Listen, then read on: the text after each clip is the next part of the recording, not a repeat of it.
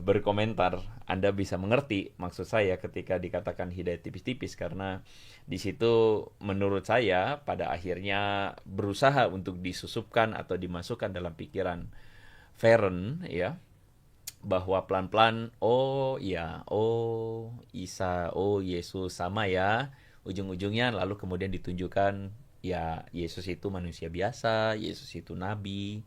Ya udah lama-lama ya pendangkalan akidah Kristen, gitulah kira-kira ya.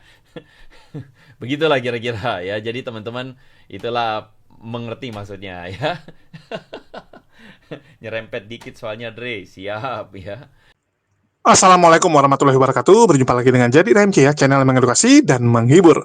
Feren Ornella yang hadir sebagai narasumber di podcast Raymond beserta Ustadz Feliciau ini memang menjadi momok mengerikan bagi para Polikardus dan laskar-laskarnya.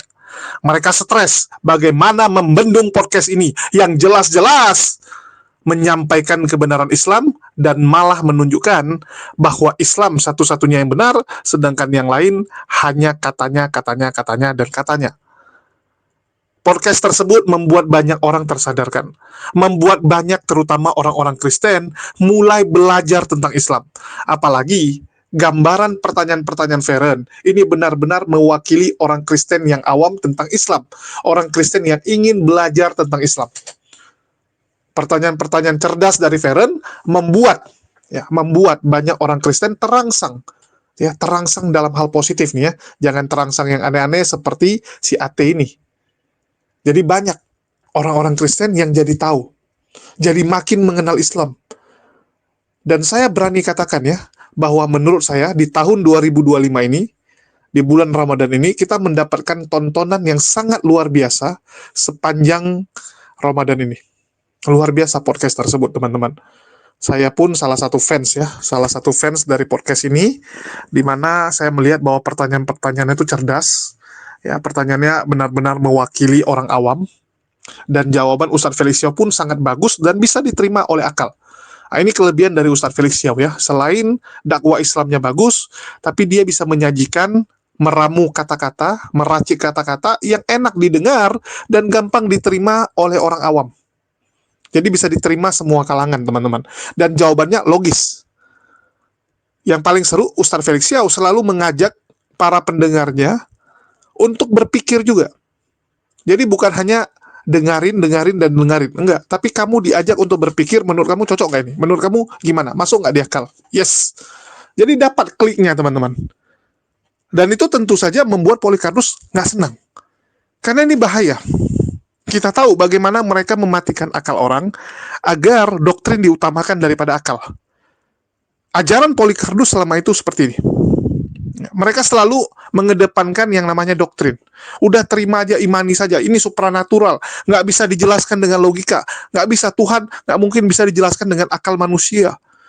Pokoknya kalau Tuhan kita itu hidup, Tuhan kita bisa menyembuhkan, Tuhan kita bisa hadir, bisa datang. Ya, kamu kalau minta nanti dia datang tengah malam. Pakai jubah kotor kadang-kadang ya. Lagi banyak kerjaan jubahnya kotor. Karena ada yang ketemu jubahnya bersih, bersinar. Ada yang ketemu jubahnya kotor. Ya, ada yang ketemu kakinya bersih. Ada yang ketemu kakinya kotor. Bahkan pakai kolor. Bisa datang. Itu nggak bisa dijelaskan dengan logika. Jadi agama ini harus diterima dengan iman. Tentu saja ya teman-teman. Tentu saja ini nggak bisa diterima oleh umat muslim. Itulah kenapa kemungkinan muslim untuk murtad itu sangat kecil, kecuali dia sudah menghilangkan akalnya. Kita lihat kesaksian murtadin itu.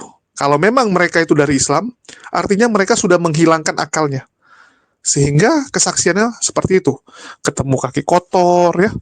Terus dia bilang berjumpa saat mau ke toilet, ya, jambannya lagi rusak tiba-tiba diperbaiki Tuhan. Nah itu kan kalau kita dengar udah kayak orang gila yang ngomong. Nah, itu bukti kalau akal tersebut sudah dimatikan. Ya, akalnya dimatikan, teman-teman. Jadi memang beda prinsipnya. Dan di sini Feren membuat kita ya, para pendengar itu makin ngerti, makin jelas tentang Islam. Dan Ferennya juga makin paham tentang Islam. Begitu juga dengan para penontonnya yang Kristen-Kristen awam ini.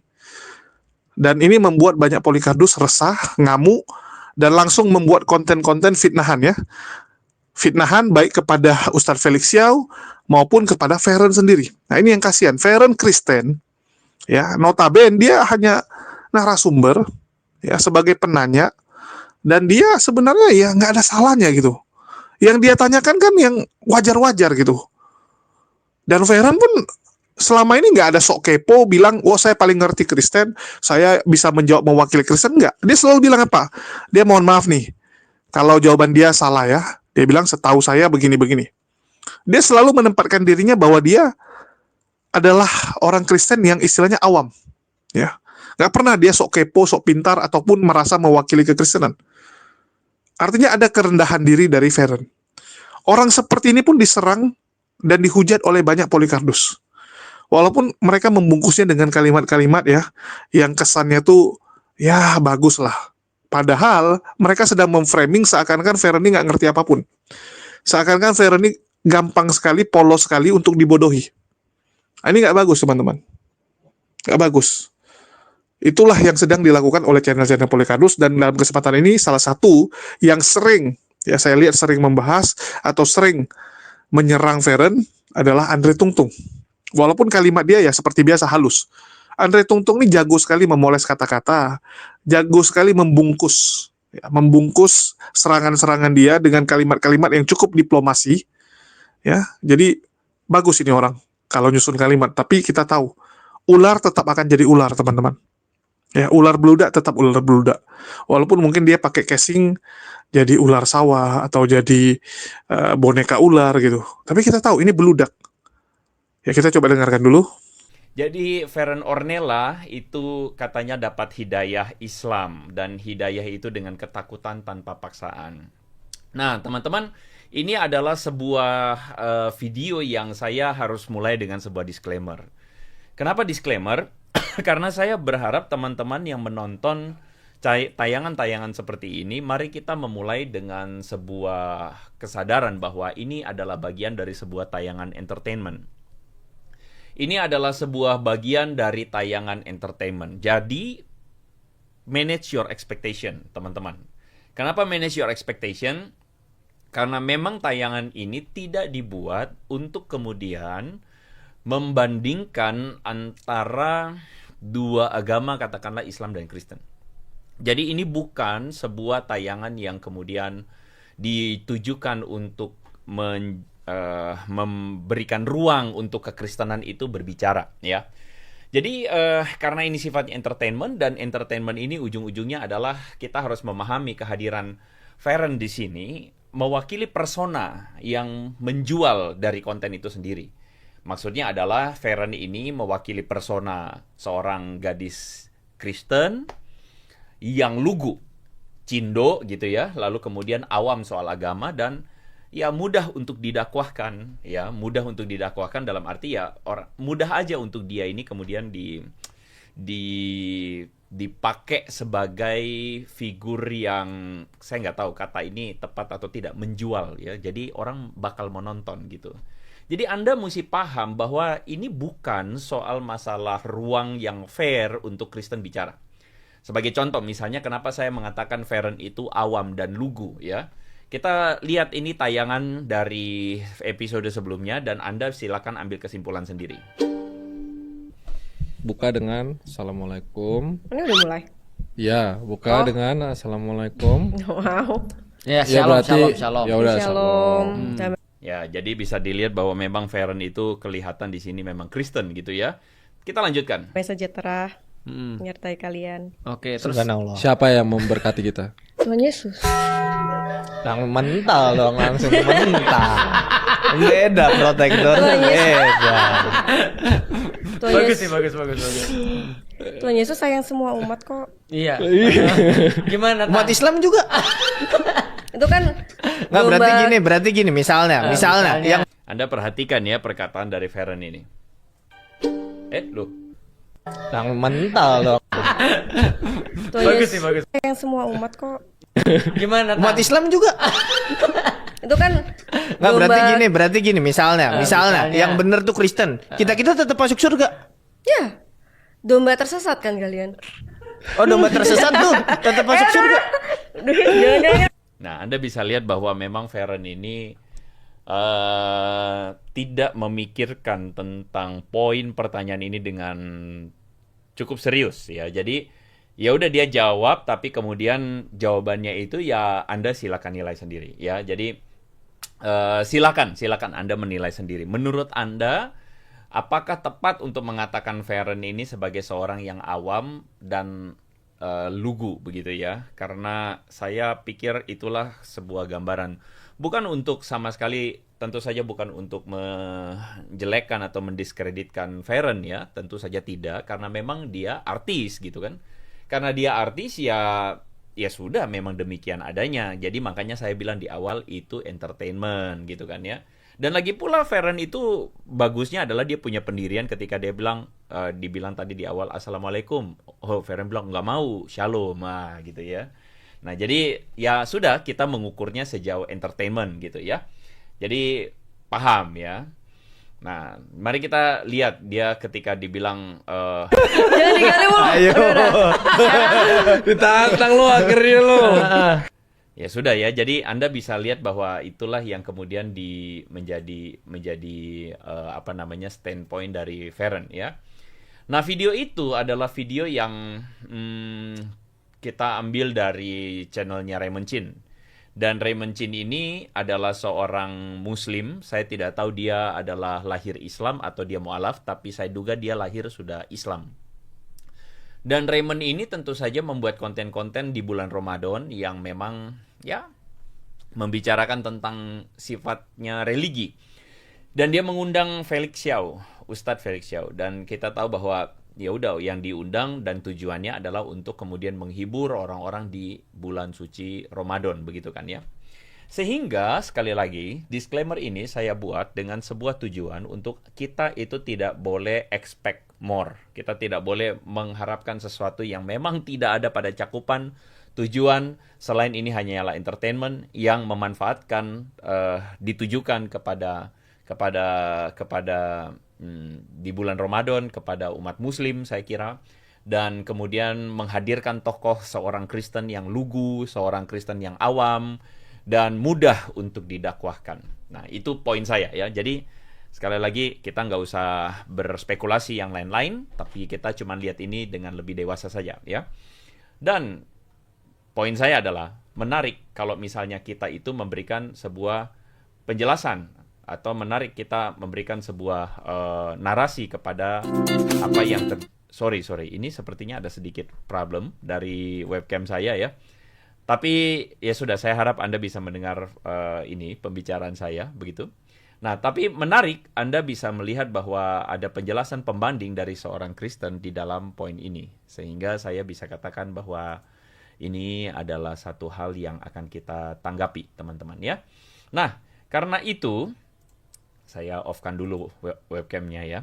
Karena itu teman-teman, saya mau bilang bahwa yang laku dijual ini adalah sesuatu yang pasti cenderung berpihak kepada mayoritas. Dan karena berpihak kepada mayoritas itulah makanya kita bisa paham bahwa ya seperti demikianlah adanya teman-teman ya.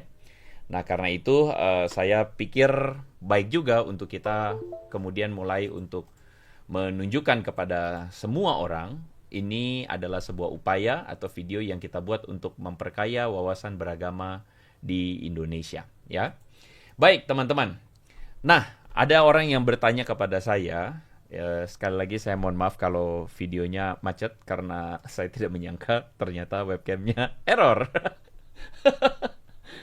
Jadi sorry ya, webcamnya itu sedikit ngawur begitu. Dan sekarang saya harap bisa on lagi. Oke, on lagi ya. Ya sudah, Anda bertanya kepada saya, apa pendapat saya tentang Ustadz Felix Xiao? Ada orang yang tanya kayak begitu. Sebenarnya saya jujur ingin mengatakan kepada Anda bahwa pendapat saya tentang Ustadz Felix Xiao itu sudah mulai bergeser.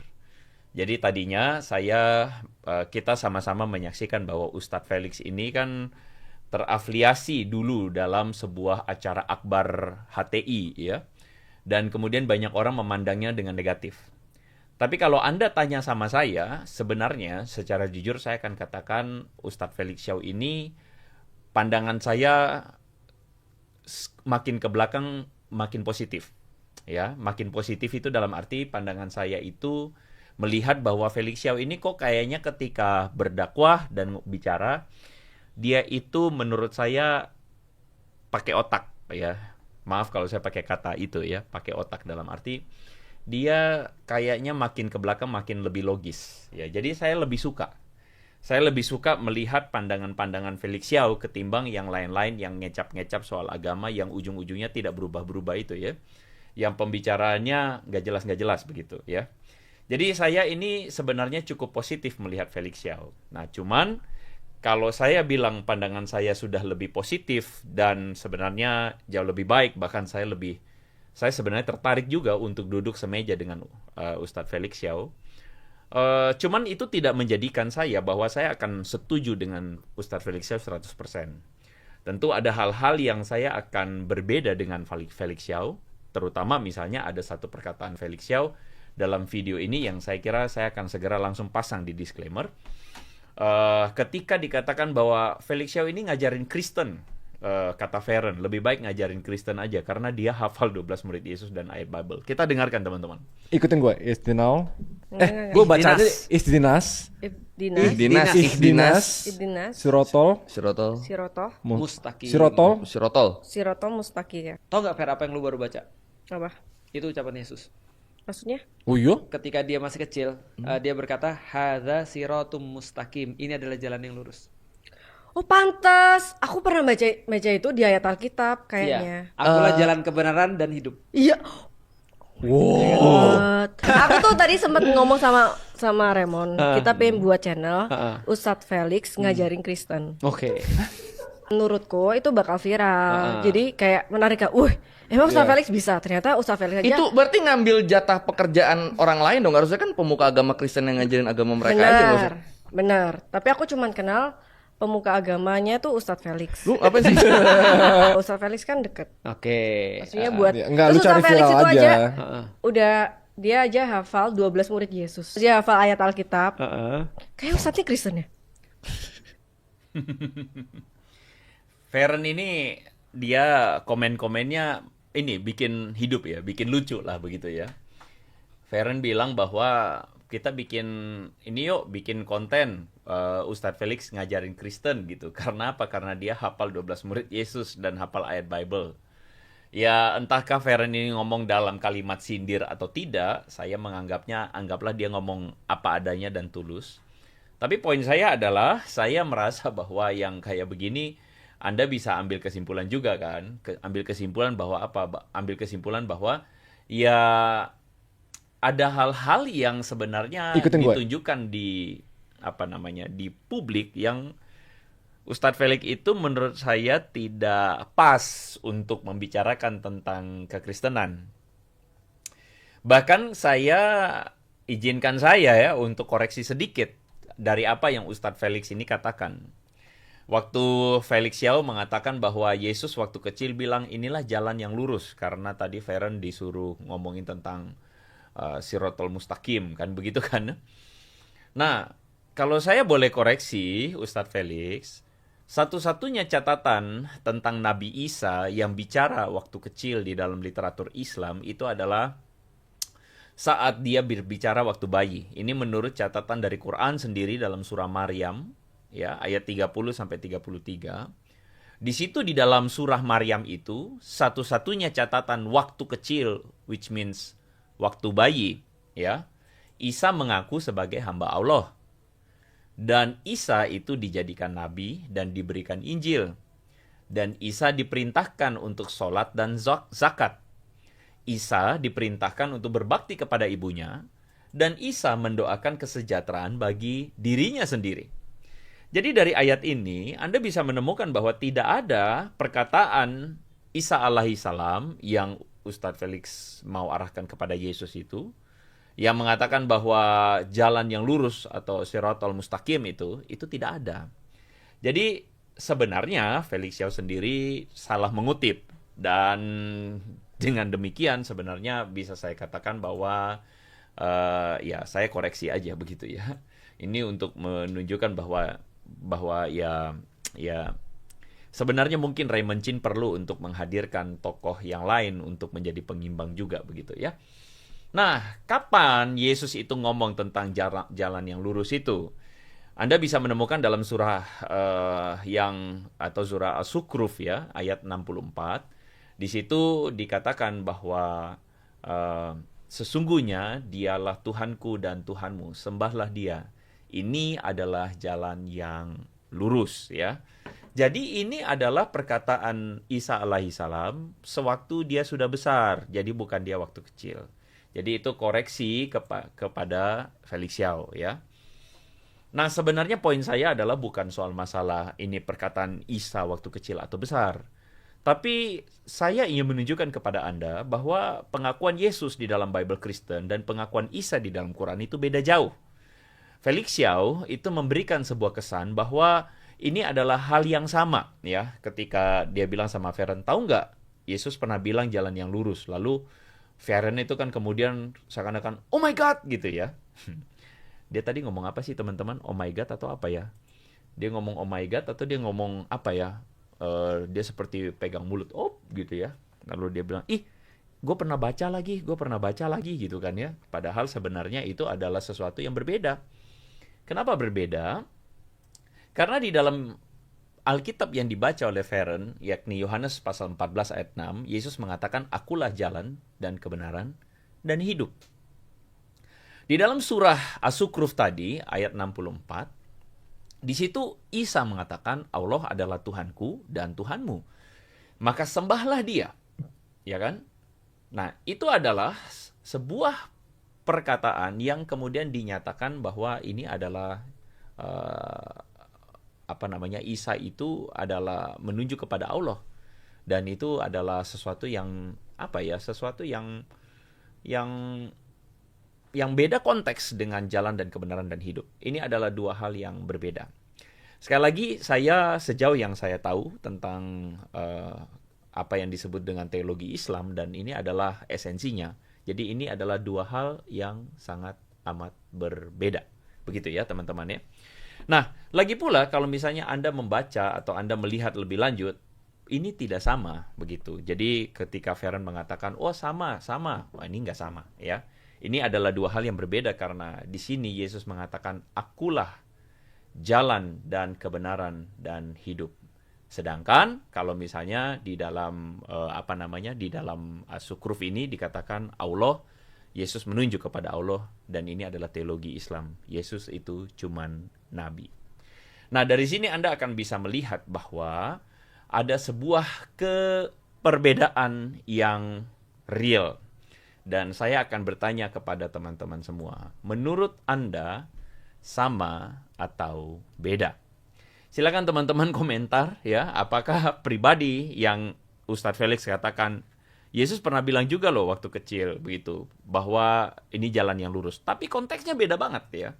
Menurut Anda ini adalah pribadi yang sama atau pribadi yang berbeda ya? Menurut teman-teman silakan komen ya. Nah, ini udah pada jawab ya, beda jauh gitu, sangat beda jauh gitu kan ya. Ya saya cuman tidak ingin kemudian menipu diri kita sendiri, lalu kemudian kita atas nama supaya bisa diterima oleh orang lain, lalu kita bilang, oh sama. Menurut saya itu adalah mentalitas terjajah. Mentalitas yang terjajah yaitu mentalitas yang kemudian merasa bahwa sama kok, Yesus, Isa itu sama. Enggak, beda. Justru kita menghargai ajaran Islam, dan Islam mengatakan Yesus itu atau Isa itu nabi. Ya udah, kita hargai, jangan disamain. Kalau Kristen, clear. Kristen itu menjelaskan bahwa Yesus itu menyatakan diri sebagai Tuhan. Dialah jalannya, dialah kebenarannya, dan dialah hidup itu sendiri.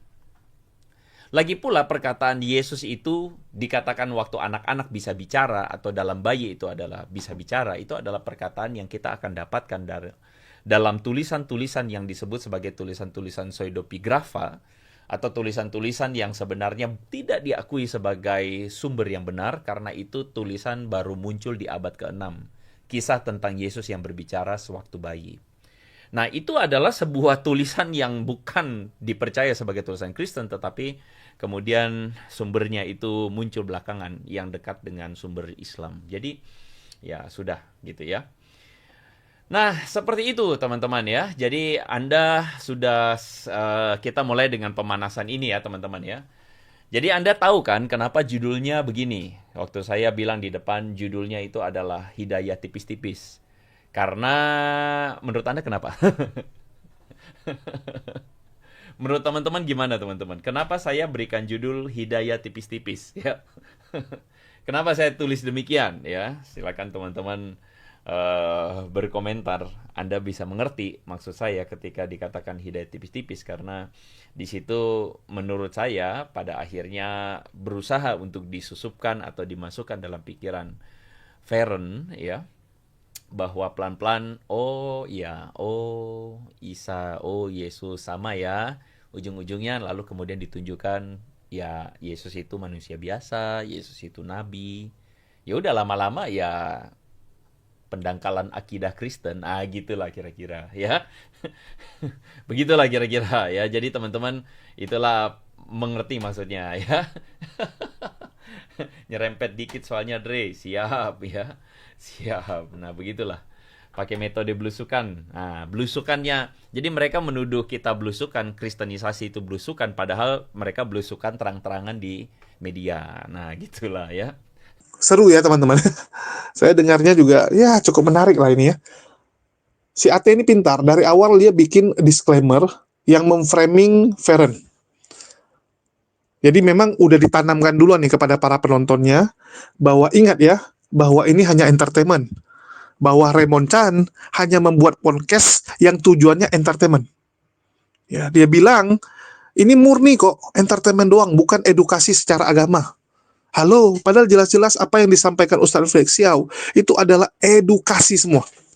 Silakan kalian tanya orang.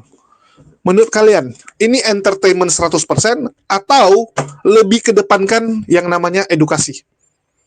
Karena kita tahu ya, setiap konten kreator tuh punya style. Raymond selama ini stylenya adalah informatif. Dia memberikan informasi-informasi tentang keuangan, mengelola keuangan, bisnis. Dan dalam Ramadan ini, dia bungkus, ya dia buat edisi tentang Islam. Pengajaran tentang Islam dan tentang agama. Jelas, Raymond ini bukan pelawak, bukan konten lucu-lucuan, bukan konten asal-asalan. Jadi bedakan dulu orangnya. Ya kita nggak pungkiri, yang namanya di YouTube ini, ya semuanya ada. Baik itu yang hoax, berita benar, berita edukatif, berita lelucon, ya hanya sekedar konten doang, gimmick-gimmick doang, sandiwara atau apapun, tergantung kan gitu. Tergantung itu channel siapa. Kembali gitu. Kalau Andre Tungtung ya channelnya channel framing, ya channel propaganda dan sebagainya. Karakternya seperti itu. Jadi kembali tergantung karakter orang. Contoh Tanpa Ragi kita tahu channelnya framing, tapi framingnya yang benar-benar keras gitu. Kalau Wak Labu lebih banyak leluconnya, ya murni lelucon gitu, murni badut. Begitu juga dengan kalau kayak Pak Bom Bom murni hanya untuk nyari duit. Jadi banyak yang seperti itu. Kita nggak pungkiri. Banyak di luar sana channel-channel yang notabene ya KTP Islam juga banyak ya, yang KTP-nya Islam ngomongnya ini untuk dakwah, padahal tujuannya hanya sekedar konten. Kita nggak pungkiri itu banyak gitu. Namanya channel Islami. Tapi isi beritanya, isi kontennya, entah apa-apa aja, termasuk berita bohong. Saya nggak pungkiri itu. Kayak kemarin. Ya, saya dikirimin beberapa video oleh teman-teman. Mereka nanya, menurut saya itu benar nggak? Ya saya bilang, menurut saya itu salah. Karena gini. Nggak mungkin saya bilang gini. Ya. Itulah kenapa banyak orang untuk memvalidasi ataupun ingin istilahnya dapat informasi tambahan, mereka kirim ke saya.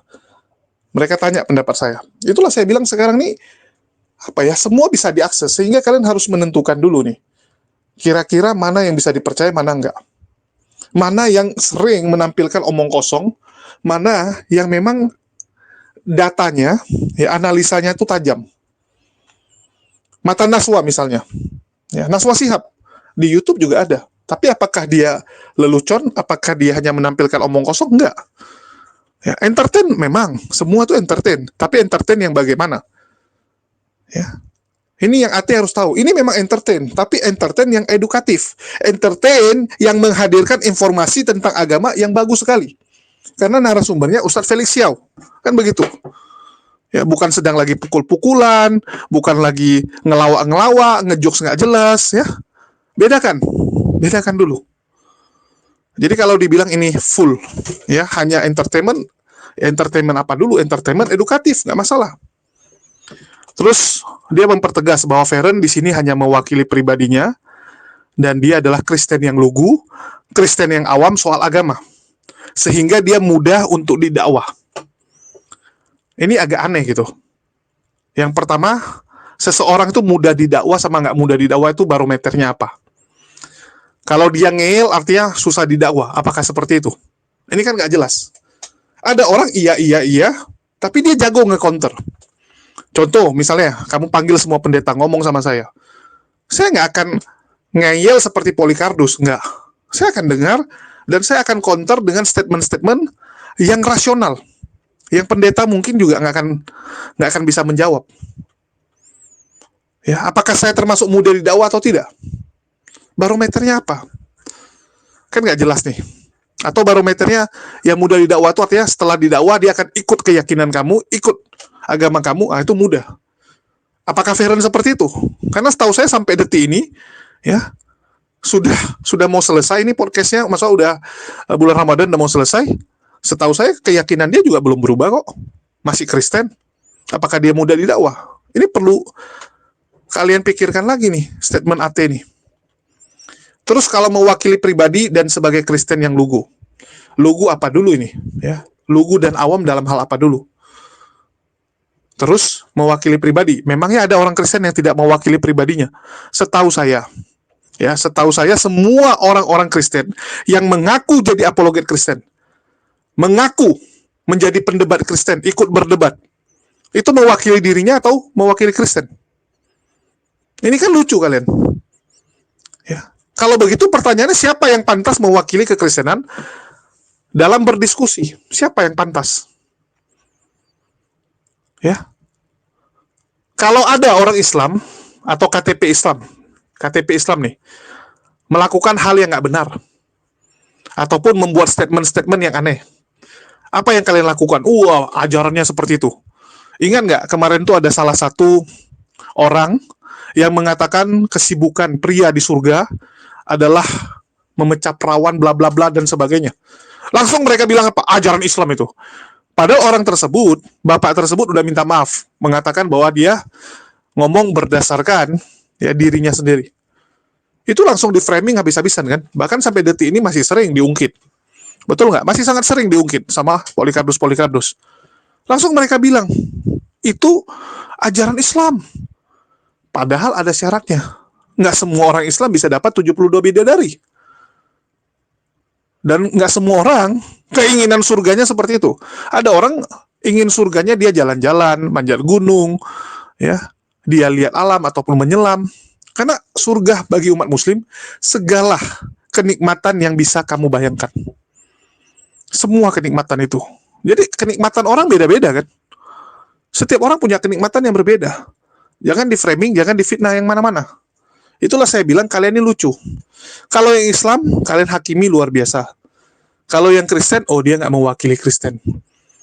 Kami tahu dia nggak mewakili Kristen. Siapa yang bilang dia mewakili Kristen? Ada nggak umat Muslim yang bilang, ini Feren ini mewakili Kristen? Nggak ada. Nggak perlu kamu ngomong pun kami sadar dan kami tahu hal itu. Nggak pernah kami menjudge atau memberikan stempel, inilah Kristen itu. Feren adalah perwakilan Kristen. Nggak ada kok. Dia mewakili dirinya, kami tahu itu. Dia mewakili pertanyaan-pertanyaan orang yang ada di pikiran masyarakat, terutama orang Kristen, yang mungkin selama ini segan untuk bertanya kepada umat Islam. Atau nggak kesampaian, nggak sempat bertanya. Diwakili oleh Feren. Jelas kok. Jadi kalian ini lucu nih. Lucu sekali teman-teman. Karena setahu saya nggak ada satupun orang Kristen yang pantas mewakili Kristen.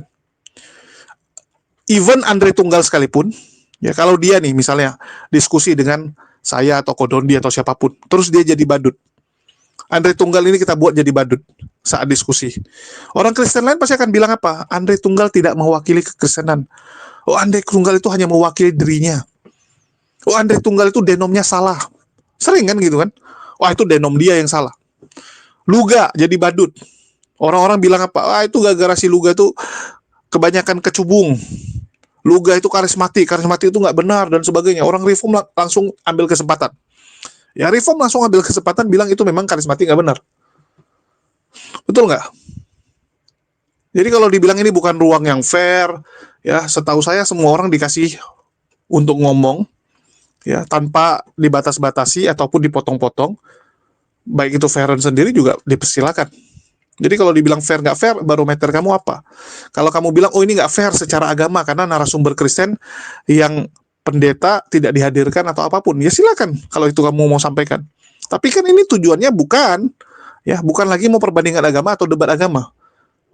Setahu saya podcast Raymond ini tujuannya adalah mengajarkan orang tentang Islam. Memberitahukan tentang Islam itu seperti apa pandangannya kepada orang-orang yang belum mengenal Islam. Bukan sedang mau bandingin agama, lain dong. Kalau bandingin agama, bandingin agama. Kalau mau bandingin agama itu silakan. Kamu jawab tantangan dari Kodondi itu buat Andre Tunggal. Ya, jawab itu. Kalau kamu merasa, oh ini nggak fair, kamu maunya yang fair, ya udah. Berani nggak kamu untuk berdebat dengan Kodondi? Buktinya nggak berani. Kan begitu. Terus dia katakan bahwa jawaban dari Feren ini ngaco. Ya, jawaban dia salah satunya ngaco di video yang tadi dia putarkan. Ya, bahwa Yesus itu seakan-akan hanya eksklusif untuk orang Kristen. Ini kesalahan dari AT dan teman-teman Kristen kebanyakan. Yang jadi pertanyaan kembali, apakah Yesus itu mati di kayu salib ya, diimani oleh kalian, bahwa Yesus mati di kayu salib itu untuk orang Kristen atau untuk semua orang? Apakah hanya eksklusif untuk orang Kristen doang? Setahu saya nggak pernah ada pernyataan Yesus mati di kayu salib untuk menebus dosa orang yang percaya dia saja. Enggak. Ditulis untuk semua orang. Ya. Yesus yang mati itu di kayu salib itu tujuannya untuk menebus dosa seluruh umat manusia. Emangnya orang di luar Kristen bukan manusia? Emangnya orang Islam bukan manusia? Orang Hindu bukan manusia? Coba kalian renungkan. Terus mereka bilang, oh enggak, kalian tidak terpilih secara spesial. Yesus tidak datang menjumpai kalian. Setahu saya yang didatangi Yesus itu orang berdosa, teman-teman. Jadi kalau murtadin itu yang ketemu Yesus ya bisa jadi. Bisa jadi karena mereka pendosa. Karena dibilang Yesus datang untuk orang berdosa. Kalau kami karena bukan orang berdosa nggak didatangi. Kami nggak didatangi karena itu, kami nggak berdosa. Ya, kalau si Hamdayani Upil, yang lain-lain, nah itu orang pendosa semua itu. Luga, itu pendosa. Jadi didatangi.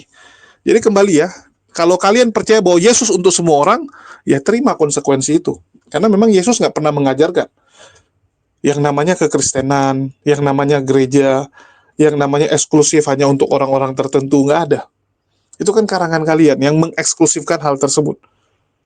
Ya. Terus kalau dibilang Yesus dan Isa itu sosok yang berbeda, ini dibilang kok digabung-gabungin, disama-samain, ya tentang akulah jalan kebenaran dan hidup. Dibilang kalau Ustadz Felix Xiao nggak tahu, ya, dia bilang Felix Xiao ini nggak ngerti gitu, menyamanyamakan, mencocok logikan.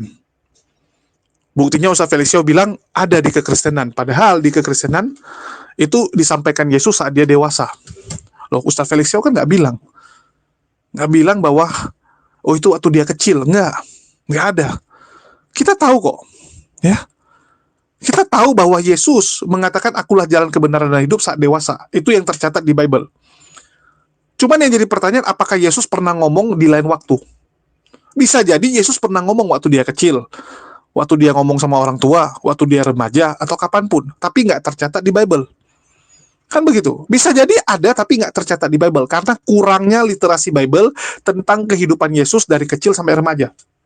Coba lihat 4 Bible itu. Ada nggak yang mencatat kehidupan Yesus dari kecil sampai remaja dengan sangat spesifik? Nggak ada. Cuman ada saat Yesus ya ke Yerusalem. Saat Yesus naik haji kita bilang. umur 14 tahun ke bait suci. Selebihnya nggak ada. Betul nggak? Nggak ada. Kurangnya literasi. Bisa jadi Yesus pernah ngomong tentang dia yang menjadi jalan. Dia yang membuka jalan ini, menunjukkan jalan ini. Tapi kan karena nggak dicatat. Sesuatu yang nggak dicatat belum tentu nggak ada. Ini yang kalian harus tahu. Bukan yang nggak ada itu, ya nggak dicatat itu artinya nggak ada. Bisa jadi ya memang nggak dicatat. Betul nggak?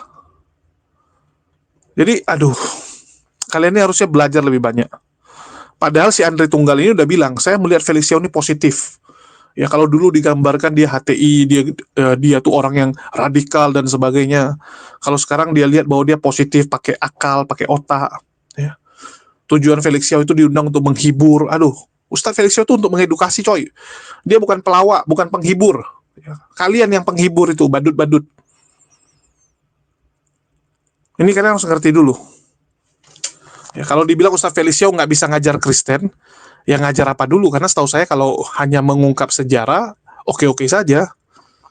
Sangat menguasai tentang sejarah kekristenan. Kalau dibilang inilah jalan kebenaran dan hidup, ya, ini kalian harus renungkan balah orang Kristen. Ini kalau bicara akulah jalan kebenaran itu coba kalian cek. Ada nggak tercatat di 4 Bible? Biasanya 4 Bible ini kan nyatat bareng-bareng nih. Bareng-bareng.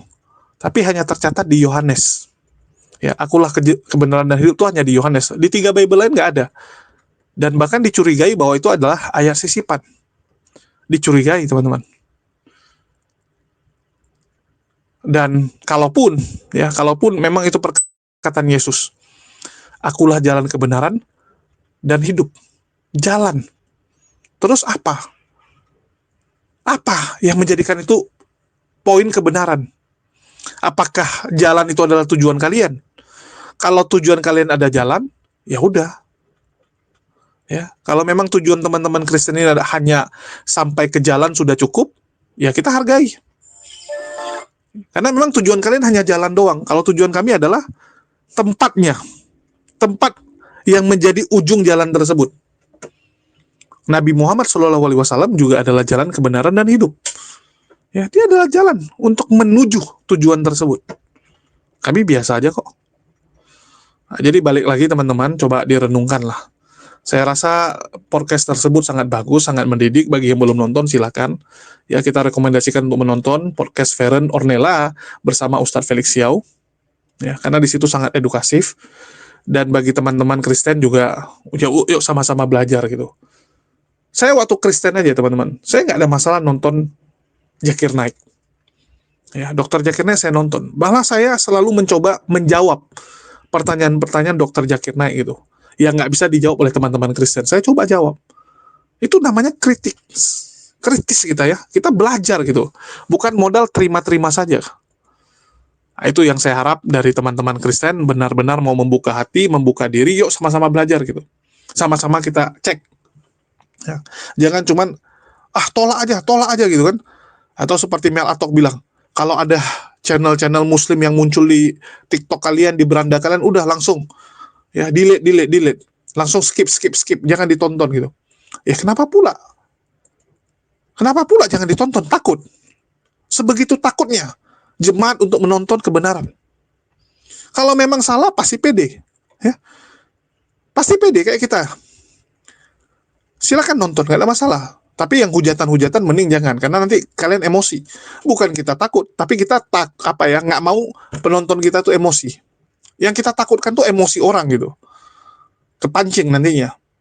Kalau masalah informasinya, kami yakin umat muslim itu nggak bodoh, nggak gampang dikibulin. Kecuali sudah dimatikan akalnya. Itu lain cerita kan gitu. Dimatikan akal, ya udah beda. Ya. Terus ini menurut si AT adalah pendangkalan akidah. Dia bilang podcast seperti ini pendangkalan akidah Kristen dengan hidayah tipis-tipis yang dibagikan. Karena dicekokin pelan-pelan bahwa Yesus hanyalah utusan, Yesus hanyalah nabi. Halo? Ya. Kalau seperti itu apa bedanya dengan kalian? Lebih sadis lagi, lebih terstruktur lagi dan sistematis. Kalau seperti ini saja dianggap sebagai pendangkalan akidah Kristen, Bagaimana dengan misionaris-misionaris dan pendeta-pendeta yang turun ke daerah, ya, seperti yang saya tampilkan, bagaimana yang namanya pendeta mantan maling motor itu melemahkan akidah umat muslim dengan membagi-bagikan sembako, membagikan makanan kepada saudara-saudara muslim, tapi wajib mendengarkan ceramah dia dulu. Dan isi ceramahnya apa? Ya kita tahu, menjelekkan Islam, meninggikan Yesus, ya sampai setinggi dengan Tuhan. Oh, Nabi Isa itu Tuhan gitu kan. Bawa-bawa Nabi Isa. Coba lihat. Apa yang dilakukan oleh Risuli Lubis. Apa yang dilakukan oleh Polikardus kalau turun ke jalan. Saipudin juga sama. Dulu ya, turun ke kolong jembatan. Bantuin orang, tapi doain orang. Terus harus ada waktu untuk khotbah. Kalau nggak mau bantu. Mereka ini lucu. Ya, kalau mau bantu, bantu aja. Kenapa harus ada khotbah-khotbah yang mendangkalkan akidah orang? Dibalik gimana kalian perasaannya gitu? Kalian lucu. Kalian mau nyubit orang, tapi kalian nggak mau dicubit.